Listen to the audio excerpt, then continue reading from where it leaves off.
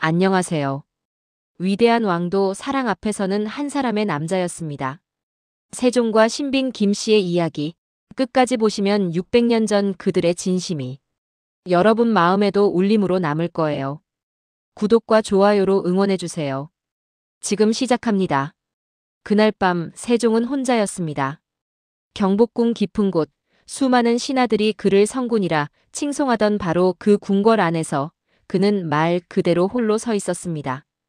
창밖으로는 달빛이 고요하게 흘러들었고 방 안에는 촛불 하나만이 그의 그림자를 길게 늘어뜨리고 있었습니다. 세종 14년 1432년 가을이었습니다. 그 시절 세종은 이미 훈민정음 창제를 구상하고 과학기술을 발전시키며 백성을 위한 정치를 펼치던 성군의 모습으로 역사에 기록되고 있었습니다.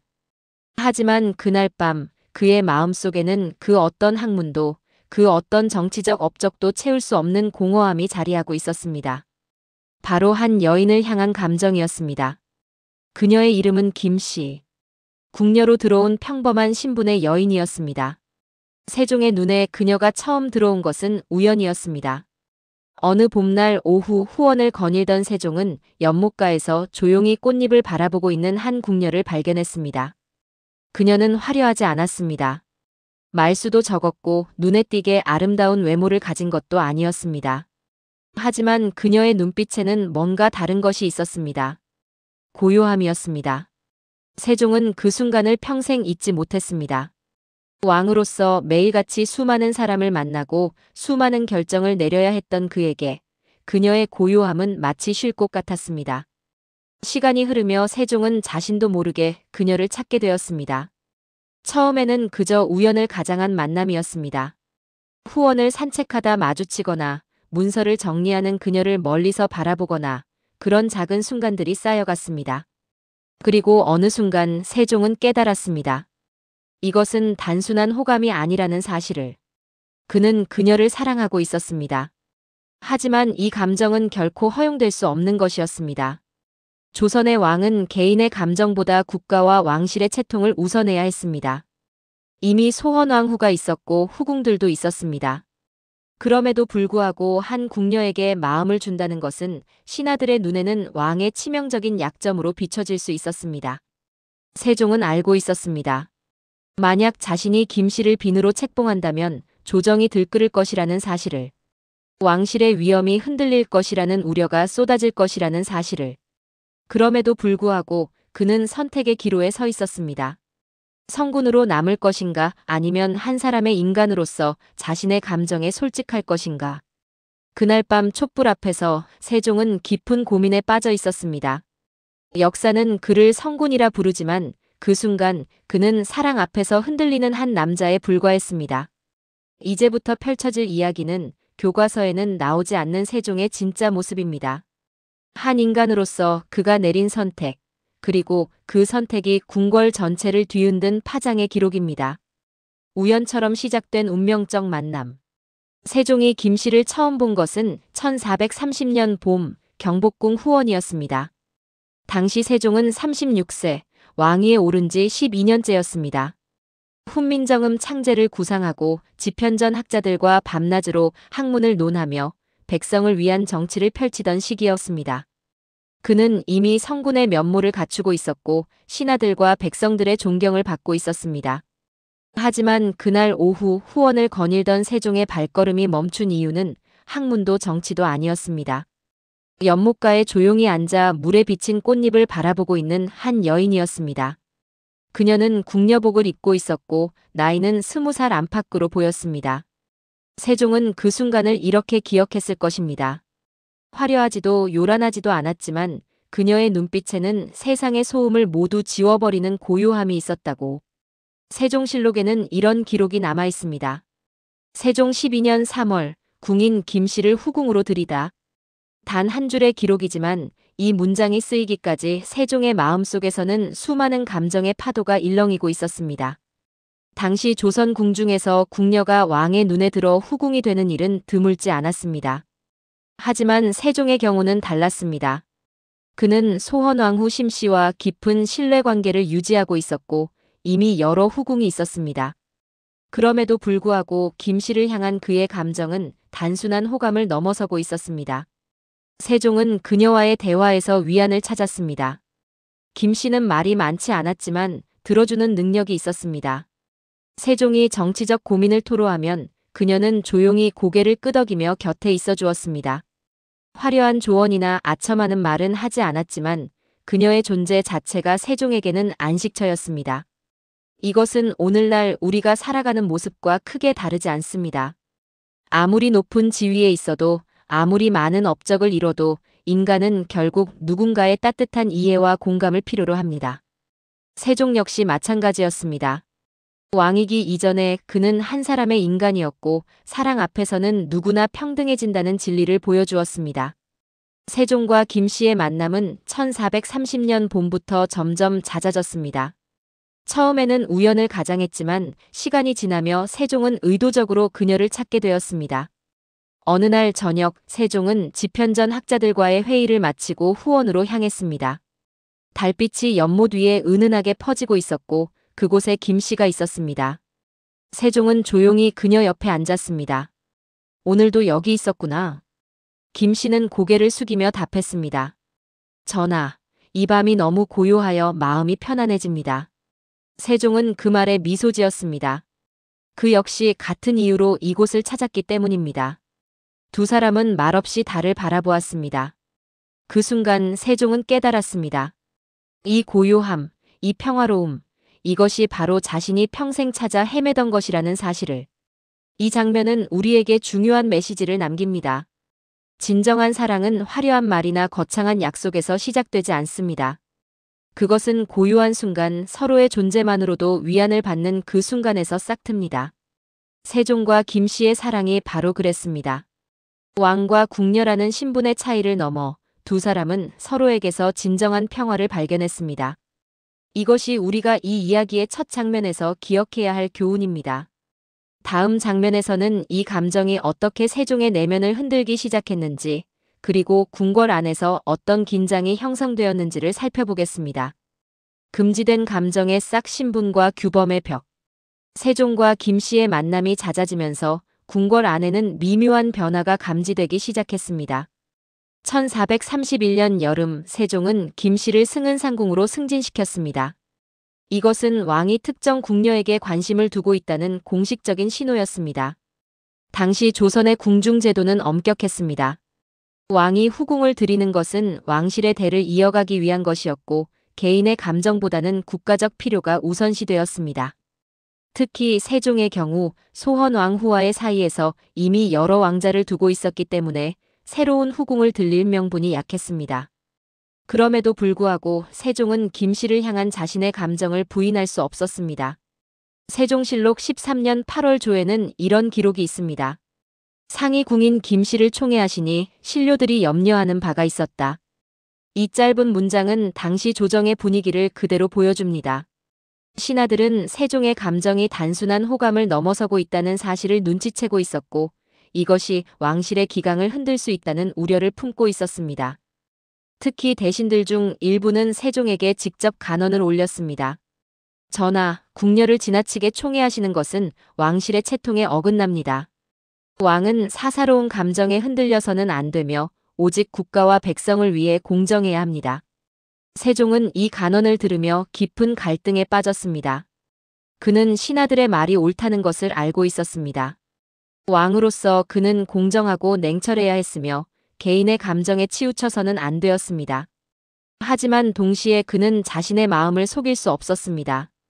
김 씨는 그에게 단순한 궁녀가 아니었습니다. 그녀는 세종이 왕의 무게를 내려놓고 한 사람의 인간으로 숨 쉴 수 있는 유일한 공간이었습니다. 이 딜레마는 오늘날 우리에게도 익숙한 문제입니다. 우리는 종종 사회적 역할과 개인적 욕구 사이에서 갈등합니다. 직장에서의 책임, 가족에 대한 의무, 사회적 기대 등은 때로 우리의 진정한 감정과 충돌합니다. 세종 역시 마찬가지였습니다. 성군으로서의 책임과 한 남자로서의 사랑 사이에서 그는 매일 밤 고민했습니다. 1431년 가을, 세종은 중요한 결정을 내렸습니다. 그는 김 씨를 정식으로 후궁으로 들이기로 마음먹었습니다. 하지만 이 결정을 공개적으로 발표하기 전 그는 먼저 소원왕후를 찾아갔습니다. 소원왕후 심씨는 세종의 평생 동반자였습니다. 그녀는 세종이 왕위에 오르기 전부터 함께했고 세종의 정치적 동지이자 조언자였습니다. 세종은 소원왕후 앞에서 솔직했습니다. 중전, 내 마음이 한 여인에게 기울었소. 이것이 옳은 일인지 나도 확신할 수 없소만 내 감정을 더 이상 숨길 수가 없소. 소원왕후는 잠시 침묵했습니다. 그녀는 세종의 눈을 바라보았고 그 눈 속에서 진심을 읽었습니다. 그리고 조용히 말했습니다. 전하께서 진심으로 그 여인을 생각하신다면 저는 반대하지 않겠습니다. 다만 왕실의 채통을 지키시고 신하들의 우려를 잠재우실 방법을 찾으셔야 할 것입니다. 소원왕후의 이 반응은 당시로서는 매우 이례적이었습니다. 보통 왕비는 새로운 후궁의 등장을 경계하거나 반대하는 경우가 많았습니다.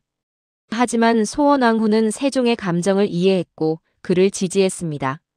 이것은 두 사람 사이의 깊은 신뢰를 보여주는 장면입니다.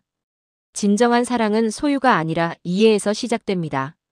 소원왕후는 세종이 김씨를 사랑한다고 해서 자신을 덜 사랑하는 것이 아니라는 사실을 알고 있었습니다. 그녀는 세종의 인간적인 모습을 받아들였고 그를 지지했습니다. 이 장면이 우리에게 남기는 교훈은 분명합니다. 사회적 규범과 개인의 감정이 충돌할 때 우리는 어떤 선택을 해야 할까요?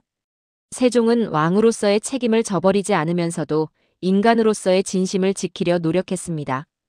그리고 그 과정에서 가장 중요한 사람들, 즉 소원왕후와의 신뢰를 먼저 확인했습니다. 이것이 세종이 보여준 지혜였습니다. 다음 장면에서는 세종이 어떻게 신하들의 반대를 극복하고 김씨를 비누로 책봉했는지, 그리고 그 과정에서 어떤 갈등이 있었는지를 살펴보겠습니다. 세종의 내면 갈등 성군과 인간 사이. 세종 14년 1432년 봄. 세종은 김씨를 비누로 책봉하기로 최종 결정을 내렸습니다.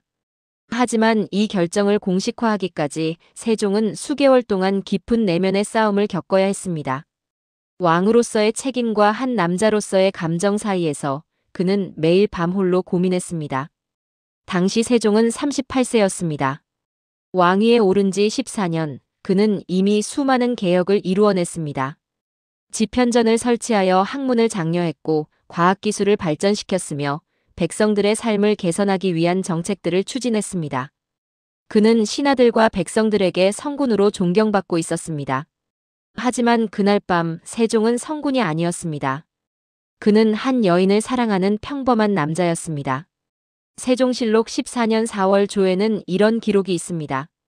상이 궁인 김씨를 신빈으로 책봉하고자 하시니 대신들이 아뢰기를 이는 왕실의 채통에 어긋나는 일입니다 하였으나 상이 윤허하지 않으셨다. 이 기록은 세종과 신하들 사이의 긴장을 그대로 보여줍니다. 대신들은 김씨의 신분이 낮다는 이유로 그리고 세종이 이미 충분한 후궁을 두고 있다는 이유로 반대했습니다. 하지만 세종은 굽히지 않았습니다. 당시 영의정이었던 황희는 세종을 찾아와 직접 간언했습니다. 전하, 왕은 사사로운 감정에 흔들려서는 안 됩니다. 만약 전하께서 한 궁녀에게 지나친 총애를 보이신다면 이는 왕실의 기강을 흔드는 일이 될 것입니다. 신들이 감히 전하의 마음을 헤아릴 수는 없으나 국가를 위해 신중히 생각하시기 바랍니다. 황희의 간언은 진심에서 우러난 것이었습니다. 그는 세종을 존경했고 세종의 치세가 흔들리는 것을 원하지 않았습니다. 세종은 황희의 말을 듣고 깊이 생각했습니다. 그는 신하들의 우려가 근거 없는 것이 아니라는 것을 알고 있었습니다. 조선의 역사를 돌이켜보면 왕이 한 여인에게 지나치게 빠져 국정을 소홀히 한 사례들이 있었습니다. 신하들은 세종이 그런 길로 빠지지 않기를 바랐습니다. 하지만 세종은 자신이 다르다는 것을 알고 있었습니다. 그는 김씨를 사랑했지만 그 사랑이 국정을 방해하도록 내버려 두지 않을 것이었습니다. 세종은 황희에게 답했습니다. 경의 말을 잘 알고 있소. 하지만 나는 왕이기 이전의 한 사람의 인간이오. 내가 한 여인을 진심으로 아끼는 것이 왕실의 기강을 흔드는 일이라면 그것은 지나치게 엄격한 잣대가 아니겠소. 나는 국정을 소홀히 하지 않을 것이며 김씨를 비누로 책봉하되 왕실의 채통을 지키는 방법을 찾을 것이오. 세종의 이 답변은 매우 중요합니다. 그는 자신의 감정을 부정하지 않았지만 동시에 책임을 져버리지도 않았습니다. 그는 두 가지를 모두 지키는 방법을 찾고자 했습니다. 이것은 오늘날 우리가 직면하는 딜레마와 정확히 같습니다. 우리는 종종 개인의 행복과 사회적 책임 사이에서 선택을 강요받습니다. 하지만 세종은 이 둘이 반드시 상충되는 것은 아니라는 것을 보여주었습니다. 올바른 방법을 찾는다면 우리는 두 가지를 모두 지킬 수 있습니다. 세종은 신중하게 계획을 세웠습니다. 그는 김씨를 빈으로 책봉하되 궁중 의례를 간소화하여 신하들의 우려를 최소화하기로 했습니다. 또한 김씨에게 과도한 권한을 주지 않고 그녀가 정치에 개입하지 않도록 분명한 선을 그었습니다. 1432년 4월 세종은 마침내 김씨를 신빈으로 책봉했습니다. 신하들은 여전히 불만이었지만 세종의 단호한 의지 앞에서 더 이상 반대하지 못했습니다. 책봉식 날 세종은 김씨에게 조용히 말했습니다. 나는 그대를 사랑하오. 하지만 이 사랑이 국가에 해가 되어서는 안 돼오. 그대도 그것을 이해해주기 바라오. 신빈 김씨는 고개를 숙이며 답했습니다. 전하, 제가 감히 전하의 마음을 어지럽힐 수는 없습니다. 다만 전하께서 편안하실 수 있도록 곁에 있겠습니다. 이 대화는 두 사람의 관계를 명확하게 보여줍니다. 이것은 단순한 욕망이 아니라 서로에 대한 깊은 이해와 존중에 기반한 사랑이었습니다. 세종은 김씨를 사랑했지만 그녀를 이용하지 않았고 김씨 역시 세종의 지위를 이용하려 하지 않았습니다. 이 장면이 우리에게 남기는 메시지는 분명합니다. 진정한 사랑은 상대방을 존중하는 것에서 시작됩니다. 세종과 신빈 김씨는 서로의 한계를 이해했고 그 안에서 최선의 관계를 만들어갔습니다. 이것이 그들의 사랑이 궁궐을 뒤흔들었지만 결코 무너뜨리지 않았던 이유입니다. 다음 장면에서는 신빈 김씨가 책봉된 이후 궁궐 안에서 어떤 변화가 일어났는지 그리고 세종이 어떻게 이 변화를 관리했는지를 살펴보겠습니다. 신빈 김씨의 책봉 결정 파격적 선택 1432년 4월 15일 경복궁 근정전에서 신빈 김씨의 책봉식이 거행되었습니다. 이날은 조선 궁중 역사에서 매우 특별한 날로 기록되었습니다. 평범한 궁녀 출신이 왕의 빈으로 책봉되는 것 자체가 이례적이었기 때문입니다. 세종은 이날 아침 일찍 일어났습니다. 그는 책봉식을 준비하는 궁녀들을 바라보며 깊은 생각에 잠겼습니다. 이 결정이 옳은 것인지 혹시 후대에 비판받지 않을지 수많은 생각이 그의 머릿속을 스쳐 지나갔습니다. 하지만 그는 확신했습니다. 이것은 단순한 감정의 문제가 아니라 한 인간으로서 자신의 진심을 지키는 일이라고. 세종실록 14년 4월 조에는 이렇게 기록되어 있습니다. 상위 궁인 김씨를 신빈으로 책봉하시니 조정에서는 의아해하는 자가 많았으나 상의 뜻이 확고하여 따를 수밖에 없었다. 이 기록은 당시의 분위기를 생생하게 전해줍니다. 신하들은 여전히 의구심을 품고 있었지만 세종의 의지를 꺾을 수는 없었습니다. 책봉식은 예상보다 간소하게 진행되었습니다.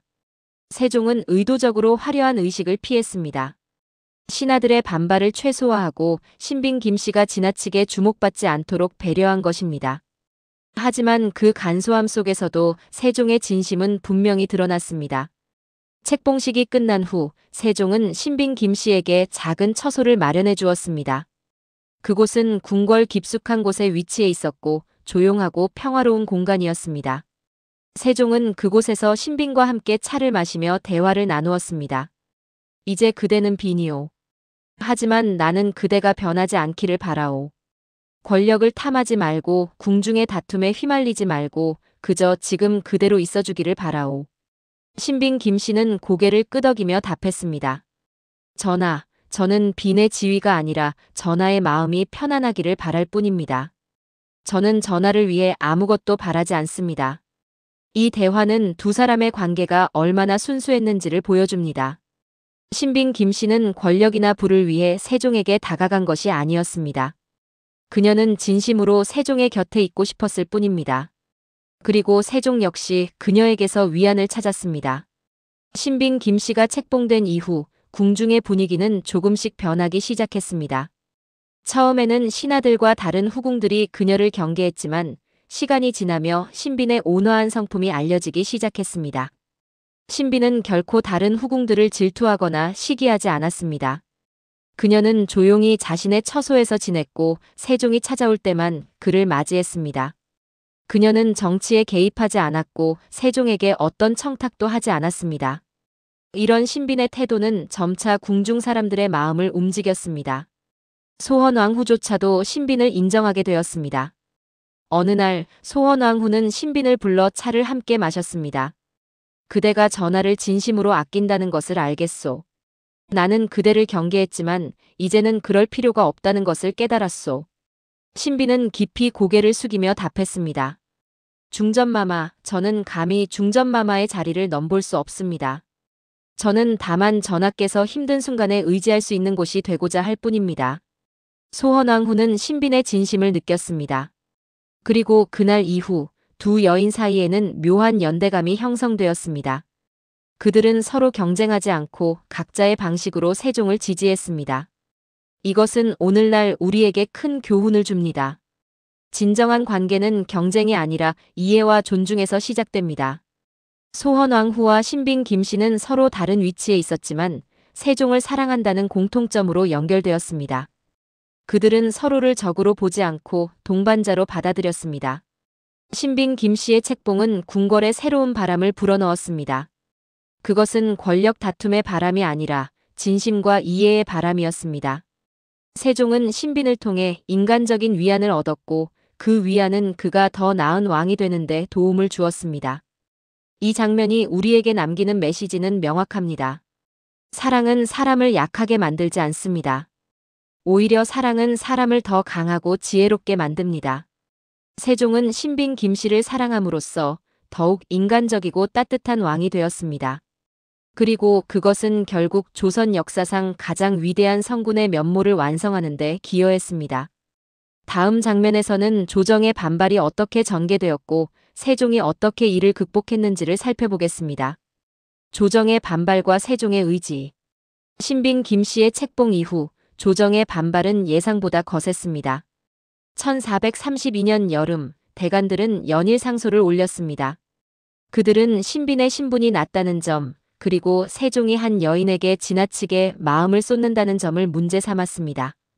특히 사헌부와 사간원의 젊은 관료들은 강경했습니다. 그들은 세종의 결정이 왕실의 기강을 해칠 수 있다고 주장했습니다. 세종실록 14년 6월 조에는 이런 기록이 있습니다. 대간이 아뢰기를 신빈 김씨의 책봉은 예법에 어긋나며 왕실의 채통을 손상시킵니다.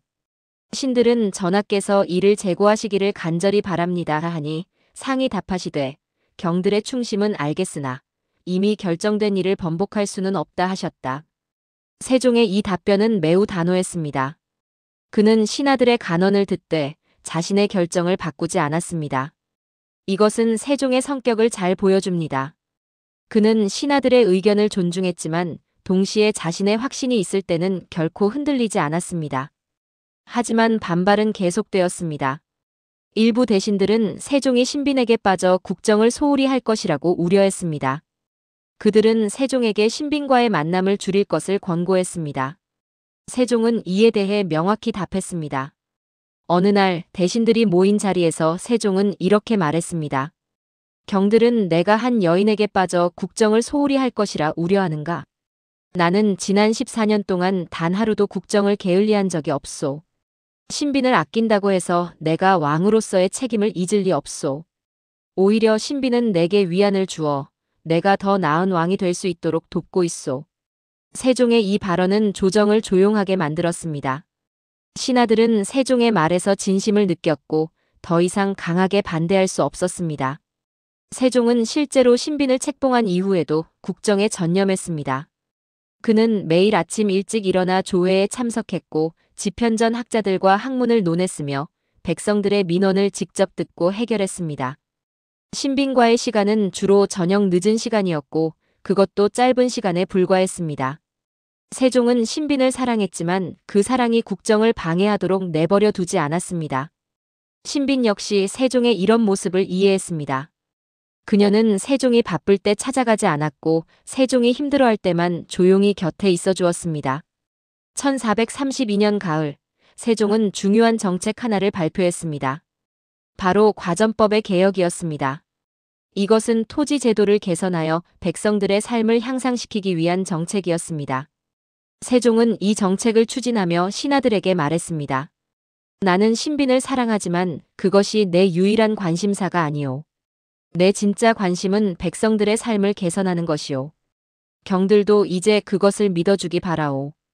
과전법 개혁은 성공적으로 추진되었고 백성들의 삶은 실제로 개선되었습니다.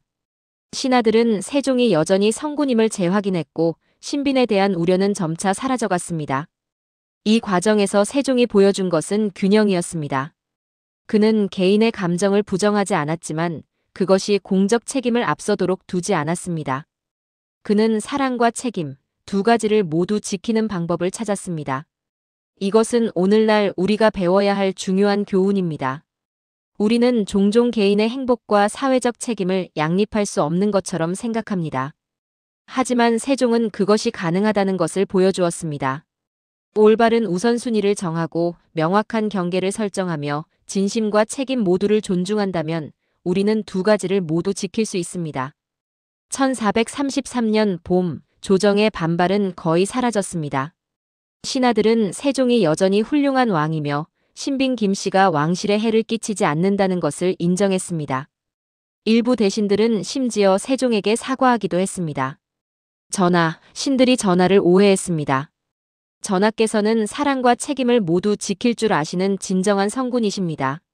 세종은 미소 지으며 답했습니다. 경들의 충심을 알고 있소. 경들이 우려한 것은 당연한 일이었소. 하지만 나는 경들을 실망시키지 않을 것이오. 이 장면이 우리에게 남기는 메시지는 분명합니다. 진정한 리더십은 반대를 억압하는 것이 아니라 반대를 이해하고 설득하는 것입니다. 세종은 신하들의 우려를 무시하지 않았습니다. 그는 그들의 말을 듣고 그들의 걱정을 이해하며 동시에 자신의 확신을 행동으로 증명했습니다. 그리고 결국 신하들은 세종의 진심을 믿게 되었습니다. 다음 장면에서는 세종과 신빈 김씨의 사랑이 어떤 결실을 맺었는지, 그리고 그것이 궁중에 어떤 변화를 가져왔는지를 살펴보겠습니다. 사랑의 결실과 궁중의 변화. 1433년 겨울, 신빈 김씨는 세종의 아들을 임신했습니다. 이 소식은 궁중 전체에 큰 울림을 주었습니다. 신빈의 임신은 단순히 왕자가 태어난다는 의미를 넘어 세종과 신빈의 사랑이 진정한 결실을 맺었다는 상징이었습니다. 세종은 이 소식을 듣고 깊은 감동을 받았습니다. 그는 신빈의 처소를 찾아가 조용히 그녀의 손을 잡았습니다. 그대와 나 사이에 생명이 자라고 있구려. 이것은 우리의 사랑이 단순한 감정이 아니라 진실한 것임을 증명하는 것이오. 신빈은 고개를 끄덕이며 답했습니다. 전하, 이 아이는 전하의 사랑을 받으며 태어날 것입니다. 저는 그것만으로도 충분합니다. 1434년 6월, 신빈 김씨는 건강한 왕자를 낳았습니다. 세종은 이 왕자를 계양군으로 봉했습니다. 세종실록 16년 6월 조에는 이렇게 기록되어 있습니다. 신빈 김씨가 왕자를 낳으니 상이 크게 기뻐하시며 계양군으로 봉하시다. 계양군의 탄생은 궁중에 새로운 분위기를 가져왔습니다. 신하들도 이제 신빈을 완전히 인정하게 되었고 다른 후궁들도 신빈을 존중했습니다. 신빈은 계양군을 정성껏 키웠습니다. 그녀는 아들에게 세종의 가르침을 전했고 아들이 겸손하고 따뜻한 사람으로 자라도록 노력했습니다. 세종 역시 계양군을 깊이 사랑했습니다.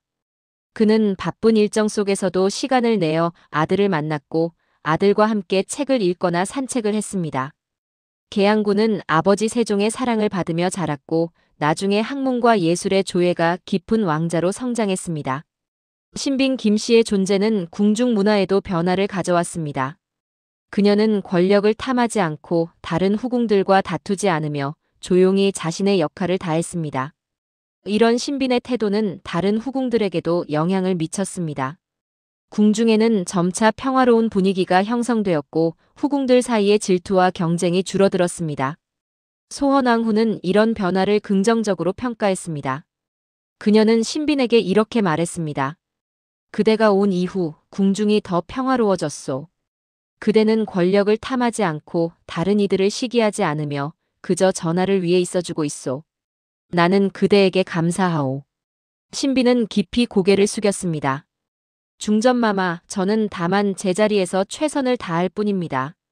세종과 신빈의 관계는 시간이 지나며 더욱 깊어졌습니다. 그들은 서로를 이해했고 서로의 한계를 존중했으며 서로를 통해 성장했습니다. 세종은 신빈을 통해 인간적인 위안을 얻었고 그 위안은 그가 더 나은 왕이 되는데 도움을 주었습니다. 신빈 역시 세종을 통해 자신의 존재 가치를 발견했고 그를 지지하는 것에서 삶의 의미를 찾았습니다. 1436년 신빈 김씨는 또 한 명의 아들을 낳았습니다. 세종은 이 아들을 밀성군으로 봉했습니다. 두 왕자의 탄생은 세종과 신빈의 사랑이 얼마나 견고한지를 보여주는 증거였습니다. 이것은 오늘날 우리에게 큰 교훈을 줍니다. 진정한 사랑은 시간이 지나며 더욱 깊어집니다. 그것은 처음의 열정만으로 유지되지 않고 서로에 대한 이해와 존중, 그리고 함께 겪는 경험들을 통해 단단해집니다. 세종과 신비는 함께 어려움을 겪었고 함께 기쁨을 나누었으며 함께 성장했습니다. 그들의 사랑은 단순한 로맨스가 아니라 서로를 더 나은 사람으로 만드는 동반자 관계였습니다. 신빈 김씨는 1455년까지 세종의 곁에 있었습니다. 세종이 1450년에 세상을 떠난 후에도 그녀는 조용히 궁중에서 살며 두 아들을 키웠습니다.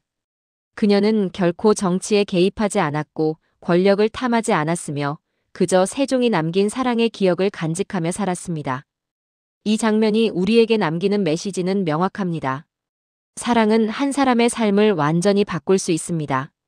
세종은 신빈을 통해 더 인간적인 왕이 되었고 신빈은 세종을 통해 자신의 존재 가치를 발견했습니다. 그들의 사랑은 궁궐을 뒤흔들었지만 동시에 궁궐을 더 따뜻하고 평화로운 곳으로 만들었습니다. 다음 마지막 장면에서는 이 사랑이 역사에 남긴 의미, 그리고 우리가 이 이야기에서 배울 수 있는 교훈을 정리하겠습니다. 역사에 남은 의미 인간 세종의 진실. 세종과 신빈 김씨의 사랑 이야기는 조선 역사에서 매우 독특한 위치를 차지합니다. 교과서는 세종을 훈민정음을 창제한 성군으로만 기억하지만 실제 세종은 그보다 훨씬 복잡하고 인간적인 사람이었습니다. 그는 학문을 사랑했고 백성을 아꼈으며 동시에 한 여인을 진심으로 사랑한 남자였습니다. 신빈 김씨와의 관계는 세종의 이런 인간적인 면모를 가장 잘 보여주는 사례입니다. 세종은 1450년 2월 17일 52세의 나이로 세상을 떠났습니다. 그가 죽기 직전 그는 신빈 김씨를 불렀습니다. 당시의 기록은 남아있지 않지만 후대의 문헌들은 세종이 신빈에게 마지막 인사를 했다고 전합니다. 그대와 함께한 시간은 내 삶에서 가장 평화로운 시간이었소. 나는 왕으로서 많은 것을 이루었지만 한 남자로서 가장 소중했던 것은 그대와의 사랑이었소. 신빈은 눈물을 흘리며 세종의 손을 잡았습니다. 전하, 저 역시 전하와 함께한 시간이 제 인생에서 가장 의미 있는 시간이었습니다. 전하께서 저에게 주신 사랑은 제 평생의 보물입니다. 세종은 조용히 눈을 감았고 신빈은 그의 곁에 마지막까지 남아 있었습니다. 세종이 세상을 떠난 후 신빈 김씨는 5년을 더 살았습니다. 그녀는 1455년까지 궁중에서 조용히 생활하며 두 아들 계양군과 밀성군을 키웠습니다. 그녀는 결코 정치에 개입하지 않았고 권력을 탐하지 않았으며 그저 세종이 남긴 사랑의 기억을 간직하며 살았습니다. 세조실록에는 신빈 김씨의 죽음에 대한 기록이 남아 있습니다. 신빈 김씨가 조란이 나이 45세였다. 그녀는 평생 조용히 살았고 세종을 그리워하며 생을 마쳤다. 이 짧은 기록은 신빈의 삶을 요약합니다. 그녀는 화려한 삶을 살지 않았지만 진실한 사랑을 경험했고 그것으로 충분했습니다. 세종과 신빈 김씨의 사랑이 역사에 남긴 의미는 무엇일까요? 첫째, 이 사랑은 성군도 인간이라는 사실을 보여줍니다. 세종은 훌륭한 왕이었지만 동시에 사랑에 빠지고 고민하고 선택하는 평범한 인간이었습니다. 우리는 종종 위대한 사람들을 신격화하고 그들의 인간적인 면모를 잊어버립니다. 하지만 세종과 신빈의 이야기는 위대함과 인간다움이 결코 모순되지 않는다는 것을 보여줍니다. 둘째, 이 사랑은 진정한 사랑의 본질을 보여줍니다. 세종과 신빈의 관계는 욕망이나 권력에 기반한 것이 아니었습니다. 그것은 서로에 대한 깊은 이해와 존중, 그리고 진심에 기반한 것이었습니다. 신빈은 권력을 탐하지 않았고 세종은 신빈을 이용하지 않았습니다. 그들은 서로를 있는 그대로 사랑했고 그 사랑 안에서 평화를 찾았습니다. 셋째, 이 사랑은 책임과 감정의 균형을 보여줍니다. 세종은 신빈을 사랑했지만 그 사랑이 국정을 방해하도록 내버려 두지 않았습니다. 그는 왕으로서의 책임을 다하면서도 한 남자로서의 진심을 지켰습니다. 이것은 오늘날 우리가 직면하는 딜레마에 대한 답을 제시합니다. 우리는 개인의 행복과 사회적 책임 사이에서 선택을 강요받지만 세종은 이 둘이 양립 가능하다는 것을 보여주었습니다. 넷째, 이 사랑은 시대를 초월한 보편적 감정을 보여줍니다. 600년 전 조선시대나 지금이나 사랑의 본질은 변하지 않습니다. 세종이 신빈을 향해 느꼈던 감정, 신비키 세종을 향해 느꼈던 감정은 오늘날 우리가 느끼는 것과 크게 다르지 않습니다. 이것은 인간의 감정이 시대와 장소를 초월한다는 것을 보여줍니다. 세종과 신빈 김씨의 이야기는 역사 기록에는 짧게만 남아 있습니다. 조선왕조실록에는 단 몇 줄의 기록만 있을 뿐입니다. 하지만 그 짧은 기록 뒤에는 깊고 진실한 사랑의 이야기가 숨어 있습니다. 이 이야기는 우리에게 중요한 질문을 던집니다. 역사는 무엇을 기억하고 무엇을 잊어버리는가? 우리는 세종의 업적은 기억하지만 그의 인간적인 고뇌와 사랑은 잊어버렸습니다. 하지만 진정한 역사는 업적만이 아니라 그 업적을 이룬 사람의 마음까지 포함해야 합니다. 세종과 신빈 김씨의 사랑은 바로 그 마음을 보여줍니다. 이 장면이 우리에게 남기는 메시지는 명확합니다. 위대함은 완벽함이 아니라 인간다움 속에서 빛납니다. 세종은 완벽한 왕이 아니었습니다. 그는 사랑에 빠졌고 고민했고 때로는 신하들과 갈등했습니다. 하지만 바로 그 인간적인 면모가 그를 진정한 성군으로 만들었습니다.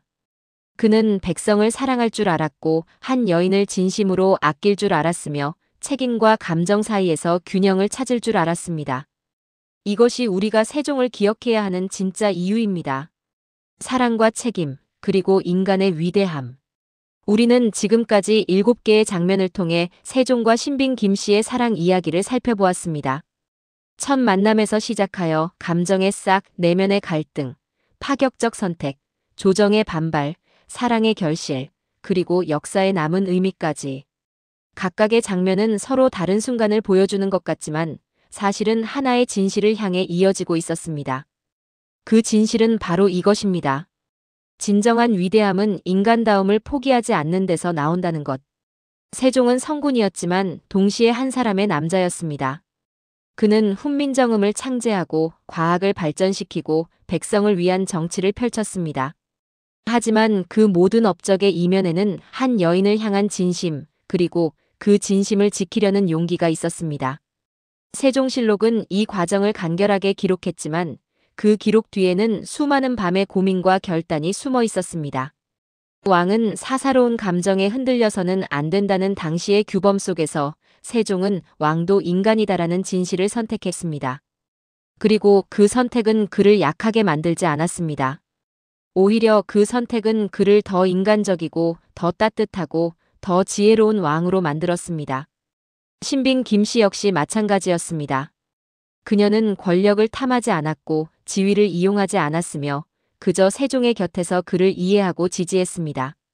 그녀의 사랑은 욕심이 아니라 헌신이었고 그 헌신은 세종에게 큰 힘이 되었습니다. 7개의 장면을 관통하는 또 다른 메시지가 있습니다. 사랑과 책임은 결코 대립하지 않는다는 것. 세종은 신빈을 사랑했지만 그 사랑이 국정을 방해하도록 두지 않았습니다. 그는 왕으로서의 책임을 다하면서도 한 남자로서의 진심을 지켰습니다. 이것은 오늘을 살아가는 우리에게도 중요한 교훈을 줍니다. 우리는 종종 개인의 행복과 사회적 책임이 양립할 수 없다고 생각합니다.